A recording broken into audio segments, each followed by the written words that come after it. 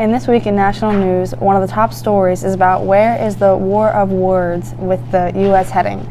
Donald Trump has sent U.S. bombers and fighter flights of the east coast of North Korea. North Korea has now said they will shoot down American planes.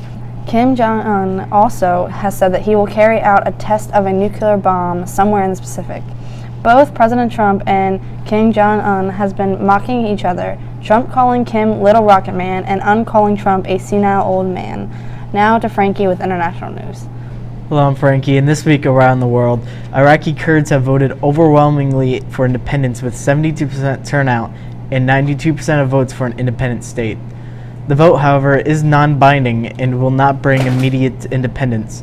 The vote has angered not only the Iraqi government, but also the government of Turkey and Iran.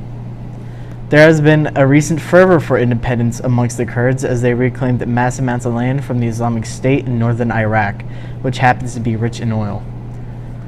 Iraq has said they will not let them succeed. Turkey has also threatened military actions against the Kurds. The Kurds are not the only people in the world trying to gain their independence. Catalonia is a region in the northeastern sector of Spain. However, the Catalans are not as unanimous on the decision of independence. The opinions are split in half for and against. Many of those who are against it say they are scared to speak out against those who are for it because they are much louder of a voice. Many say that the independence will just make things like pensions complicated, while others have the fear of Spain breaking up like the USSR or Yugoslavia. Now to Brooke with Local. Today in local news, this past Wednesday, 240 years ago, Lancaster was the capital of America for a whole day. The old courthouse stood in Penn Square, which is where the Continental Congress met September 27, 1777.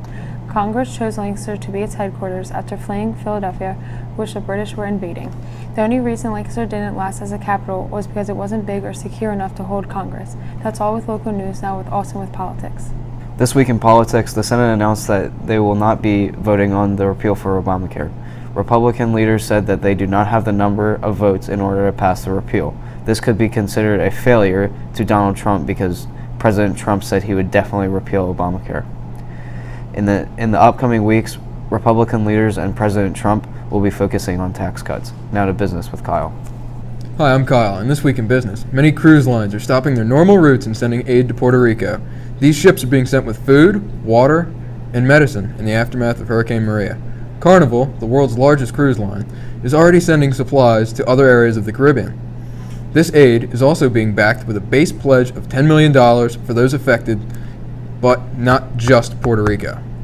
Other companies like Royal Caribbean and Norwegian are also setting forth plans to help combat this crisis. That's all for this week's business. Now to Mr. T with sports. Hi, I'm Mr. T, and this week in sports, the New York Giants lost to the Philadelphia Eagles on a record-breaking 61-yard field goal kick by their rookie kicker. The Eagles are now 2-1. The New York Giants are 0-3. In basketball news, the New York Knicks traded superstar Carmelo Anthony to the Oklahoma City Thunder, where he joins Russell Westbrook and Paul George. And also, Dwayne Wade has joined LeBron James in Cleveland. That's all in sports. Now to Jay in entertainment. This week's news and entertainment involves the Memphis rapper Adolph Thornton Jr., also known by his stage name Young Dolph. Adolph Thornton was shot on September 26 at Lowe's Hollywood Hotel and has been in critical condition ever since. Adolph is expected to pull through after a major surgery. The shooter has been arrested and is suspected to have connections with rival Memphis rapper Yo Gotti. That's all for this week's news.